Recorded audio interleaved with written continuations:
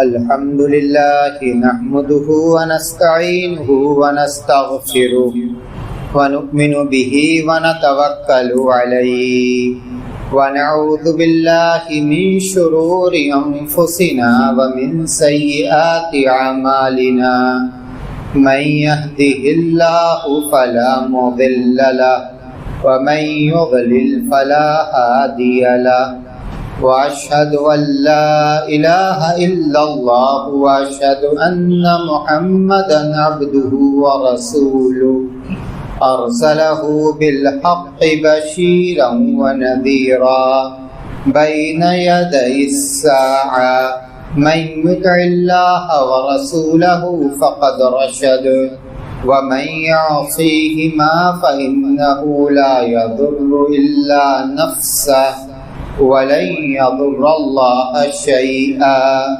أما بعد فإن خير الحديث كتاب الله وخير الهدي هدي محمد صلى الله عليه وسلم وشر الأمور محدثاتها وكل محدثة بدعة وكل بدعة ضلالة وكل ضلالة في النار فأعوذ بالله من الشيطان الرجيم بسم الله الرحمن الرحيم يوم نقول لجهنم هل امتلأت وتقول هل من مزيد وأزلفت الجنة للمتقين غير بعيد هذا ما توعدون لكل أواب حفيظ من خشي الرحمن بالغيب وجاء بقلب منيب ادخلوها بسلام ذلك يوم الخلود لهم ما يشاءون فيها ولدينا مزيد. برادران اسلام، محترم بزرگوں، عزیز بھائیوں، ماں اور بہنوں، ہر مسلمان اس بات سے واقف ہے کہ اسلام میں نیک اعمال کو بہت اہمیت حاصل ہے۔ قرآن کریم میں اللہ رب العزت نے فرمایا وَالْعَصْرِ إِنَّ الْإِنسَانَ لَفِي خُسْرٍ إِلَّا الَّذِينَ آمَنُوا وَعَمِلُوا الصَّالِحَاتِ وَتَوَاصَوْا بِالْحَقِّ وَتَوَاصَوْا بِالصَّبْرِ۔ قسم ہے زمانہ کی، تمام انسان، تمام لوگ خسارہ اور نقصان میں ہوں گے سوائے ان لوگوں کے جو ایمان کی دولت سے مالا مال ہوئے اور نیک اعمال سے اپنے اعضاء و جوارح کو مزین کیا۔ فَمَنْ كَانَ يَرْجُو لِقَاءَ رَبِّهِ فَلْيَعْمَلْ عَمَلًا صَالِحًا۔ جو اپنے رب سے ملاقات کا یقین رکھتا ہو اور اسے رب کے پاس اجر و ثواب پانے کی امید ہو، فَلْيَعْمَلْ عَمَلًا صَالِحًا، تو اسے چاہیے کہ نیک اعمال کرے۔ جس طرح سے ہمیں اس بات کا حکم دیا گیا کہ ہم نیک اعمال کریں، اسی طرح اس بات کا بھی حکم دیا گیا کہ نیک اعمال اور خاص طور سے نفلی اعمال، نفلی عبادتیں، ان کو چھپا کر کیا جائے۔ آپ دیکھیں اسلام میں جو عبادتیں مشروع کی گئی ہیں، سب سے اہم عبادت نماز ہے۔ نماز کے سلسلے میں اللہ کے رسول صلی اللہ علیہ وسلم نے فرمایا خیر صلاۃ المرء فی بیتہ الا المکتوبہ، نمازی کی سب سے اچھی نماز اس کے گھر میں ہوتی ہے سوائے فرض نماز کے۔ فرض نماز مسجد میں جماعت کے ساتھ ادا کرنی ہے، لیکن فرض نماز کے علاوہ جو نمازیں ہیں ان کے بارے میں اللہ کے رسول صلی اللہ علیہ وسلم نے فرمایا جو نوافل ہیں خیر صلاۃ المرء فی بیتہ الا المکتوبہ، فرض نماز کے علاوہ نمازی کی نماز اس کے گھر میں سب سے بہتر ہے۔ صدقات و خیرات، اس کے بارے میں قرآن کریم میں اللہ نے فرمایا ان تبدوا الصدقات فنعما ہی وان تخفوها وتؤتوها الفقراء فهو خیر لکم، اگر ضرورت کے طور پر مصلحت کی وجہ سے تم نے اپنے صدقہ کو ظاہر کر دیا تو اچھا ہے، لیکن وَإِن تُخْفُوهَا وَتُؤْتُوهَا الْفُقَرَاءَ فَهُوَ خَيْرٌ لَكُمْ، لیکن اگر تم نے اپنے صدقات کو چھپایا اور چھپا کر فقراء کو دیا تو تمہارا یہ دینا زیادہ اچھا ہے، چھپا کر دینا زیادہ اچھا ہے۔ قیامت کے دن جو لوگ سبت یظلہم اللہ فی ظلہ یوم لا ظل الا ظلہ، جو لوگ قیامت کے دن اللہ تبارک و تعالیٰ کی طرف سے ایک خاص سایہ میں ہوں گے۔ 7 قسم کے لوگ ہوں گے، ان میں رجل تصدق بصدقۃ فاخفاها حتى لا تعلم شماله ما تنفق يمينه، صدقہ کرنے والا اپنا صدقہ اتنا چھپا کر کرتا ہے کہ بایاں ہاتھ بھی نہیں جانتا کہ دائیں ہاتھ نے کیا خرچ کیا۔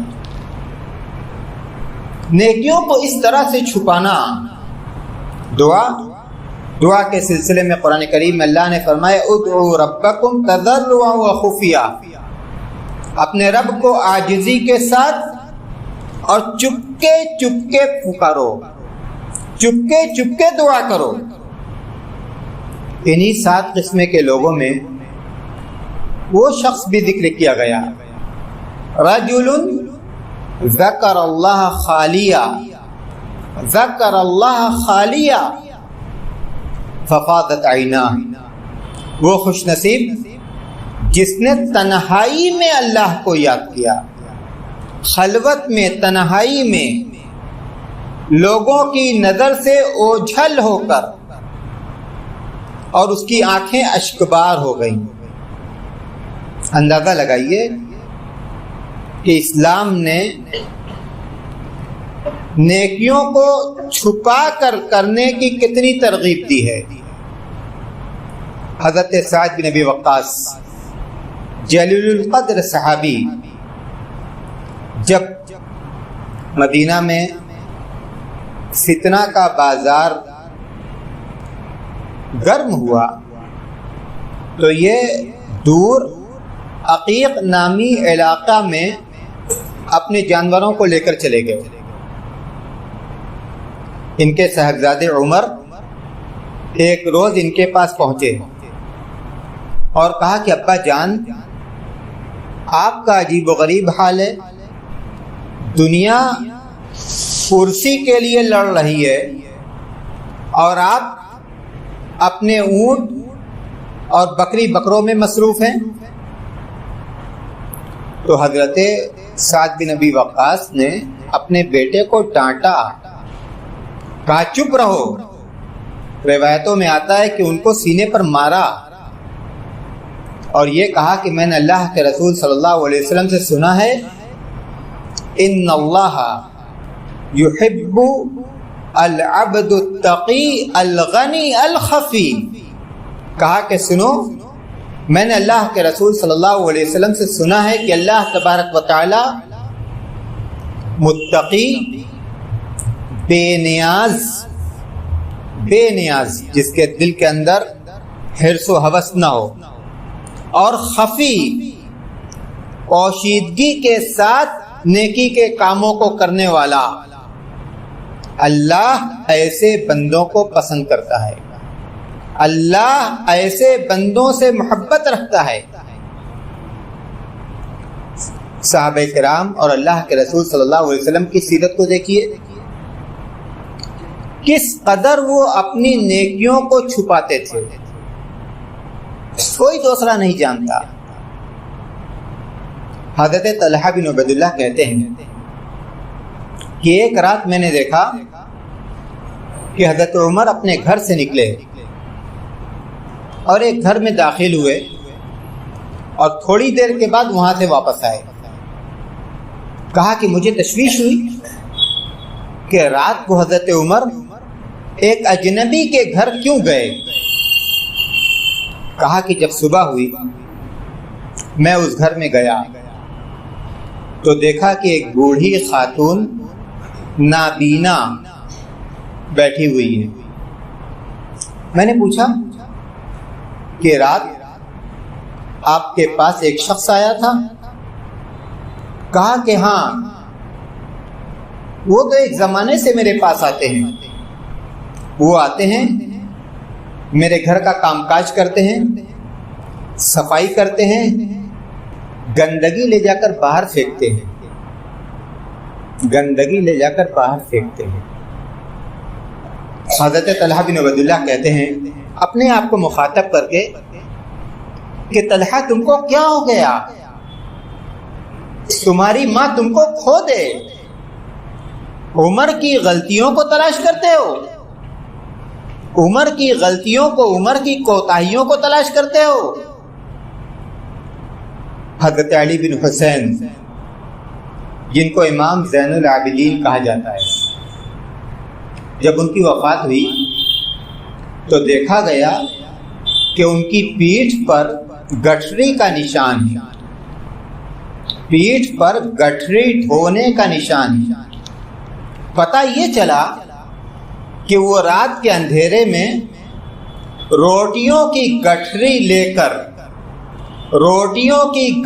لے کر مدینہ کی گلیوں میں گھومتے تھے. جو غریب ہوتا، جو بیوہ ہوتی، اس کے دروازے پر روٹی رکھتے تھے رات کے اندھیرے میں. اس طرح سے صحابہ کرام نے، اسلاف نے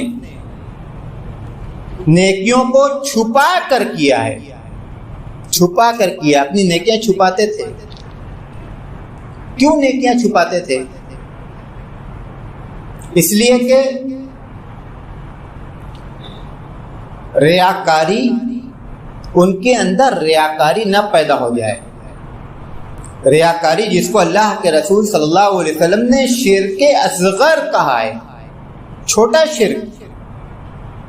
اور اسی ریاکاری کے بارے میں، دکھاوا کے بارے میں، نام و نمود کے بارے میں، شہرت کے بارے میں اللہ کے رسول صلی اللہ علیہ وسلم نے یہاں تک کہا کہ چونٹی کی جو چال ہے اس سے بھی زیادہ خاموشی سے ریاکاری دل کے اندر آ جاتی ہے.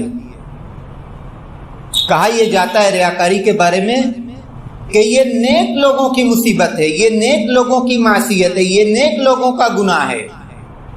ریاکاری ان کے اندر زیادہ ہوتی ہے.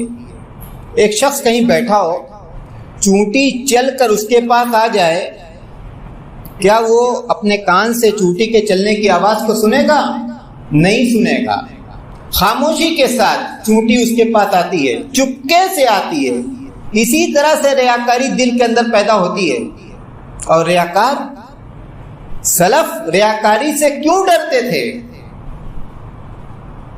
اللہ کے رسول صلی اللہ علیہ وسلم نے فرمایا قیامت کے دن اللہ تبارک و تعالیٰ کہے گا اذهبوا اذا كنتم تراؤونهم باعمالكم فہل تجدون عندہم جزاء، جاؤ جس کو دکھانے کے لیے تم نیکیاں کرتے تھے، جس کو دکھانے کے لیے تم نیکیاں کرتے تھے، دیکھو وہ تمہیں ان نیکیوں کا کچھ بدلہ دیتے ہیں۔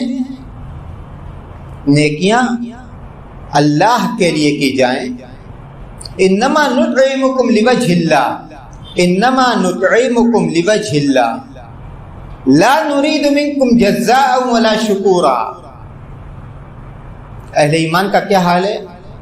وہ کہتے ہیں کہ ہم اللہ کے لیے نیکیاں کرتے ہیں، اللہ کے لیے تمہیں کھلاتے ہیں، نہ تم سے ہمیں اس کا بدلہ چاہیے اور نہ تم سے ہمیں اس کی تعریف چاہیے کہ ہم تمہیں دیں تو تم ہماری گاؤ، تم ہماری تعریف کرو، تم لوگوں کے سامنے ہمارا ذکر کرو۔ لا نرید منکم جزاء ولا شکورا، ہم تم سے اس کا کوئی بدلہ نہیں چاہتے اور نہ شکر گزاری چاہتے ہیں۔ نیکی کرنے والے کے دل کی یہ کیفیت ہونی چاہیے۔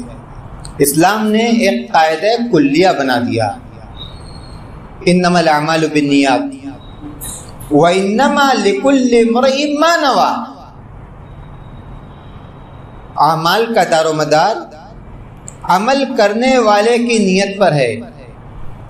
اللہ کی رضا کے لیے ہم نے عمل کیا، لوگوں کو دکھلانے کے لیے عمل کیا، دنیا حاصل کرنے کے لیے عمل کیا، واہوائی کے لیے عمل کیا۔ دیکھنے میں تو عمل ایک ہے، لیکن اپنے انجام کے اعتبار سے، اپنے بدلہ کے اعتبار سے آسمان اور زمین کا فرق ہے۔ وہی عمل اللہ کے یہاں قبول ہوگا، وہی عمل اللہ کے یہاں اجر و ثواب کا باعث ہوگا جو صرف اور صرف اللہ کے لیے کیا جائے گا، صرف اور صرف اللہ کے لیے اور اس کے رسول صلی اللہ علیہ وسلم کی سنت کے مطابق ہوگا۔ اگر درمیان میں ریاکاری پیدا ہو گئی تو پھر اس عمل سے کچھ حاصل نہیں ہوگا۔ انما الاعمال بالنیات، اعمال کا دار و مدار نیتوں پر ہے۔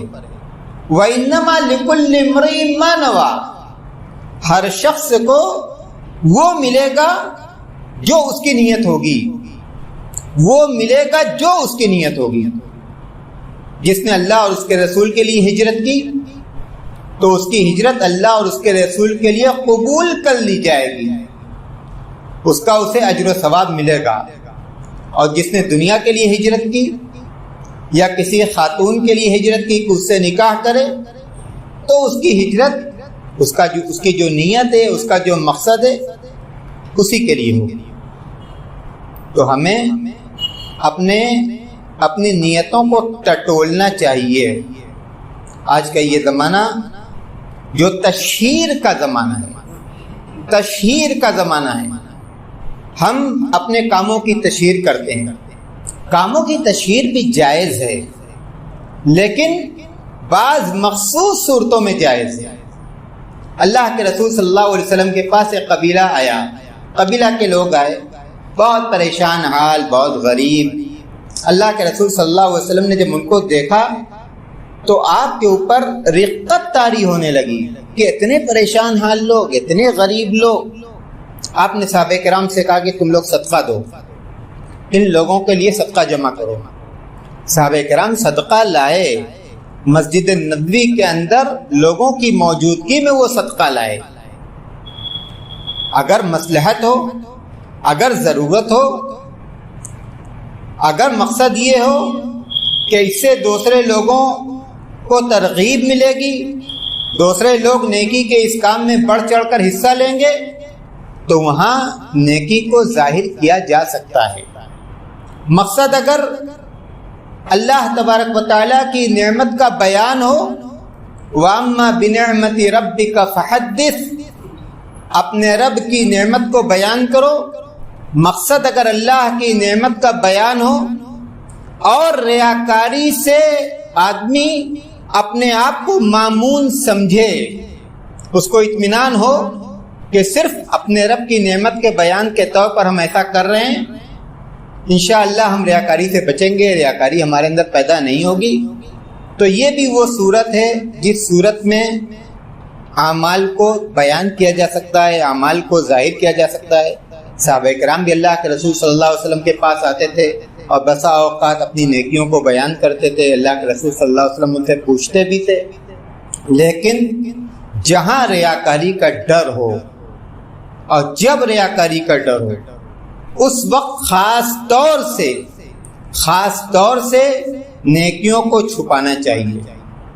جب ریاکاری کے ڈر سے نیکیوں کو چھپانا چاہیے، تو جو نیکیاں صرف ریاکاری کے لیے کی جاتی ہیں، جو نیکیاں صرف ریاکاری کے لیے کی جاتی ہیں، ان کا کیا حشر ہوگا، ان کا کیا بدلہ ہوگا، اور ایسے لوگوں کے لیے کیا وبال ہوگا۔ قرآن کریم میں اللہ تبارک و تعالیٰ نے فرمایا عاملۃ ناصبہ تصلی نارا حامیہ۔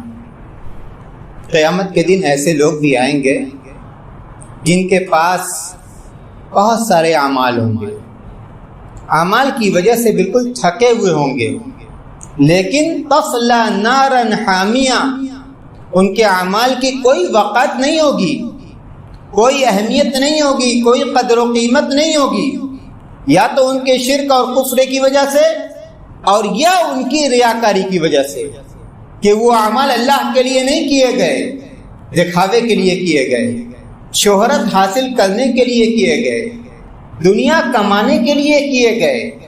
تو ایسے اعمال کی اللہ تبارک و تعالیٰ کے یہاں کوئی قدر و قیمت نہیں، کوئی قدر و قیمت نہیں ہے۔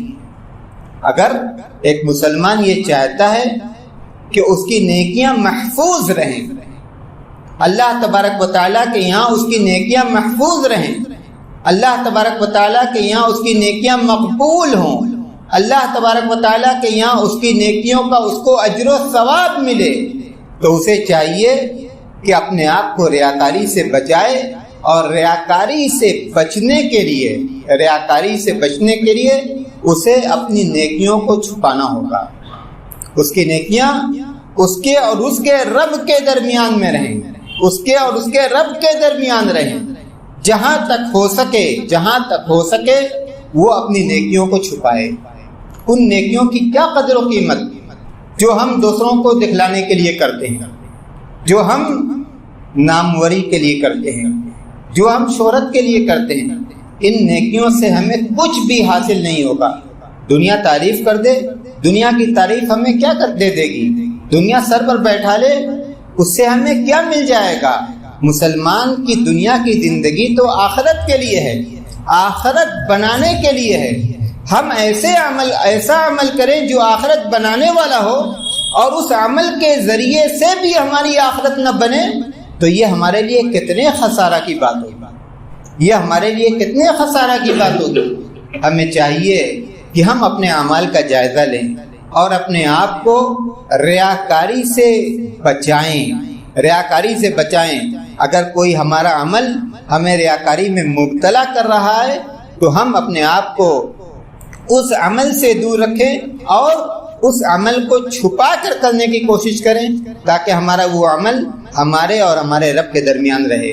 اللہ تبارک و تعالی ہماری اصلاح فرما دے، ہمیں ریاکاری سے محفوظ کر دے، ہمیں اس بات کی توفیق عطا کر کہ ہم نیکیاں اخلاص کے ساتھ کریں، صرف اور صرف اللہ کی رضا حاصل کرنے کے لیے کریں۔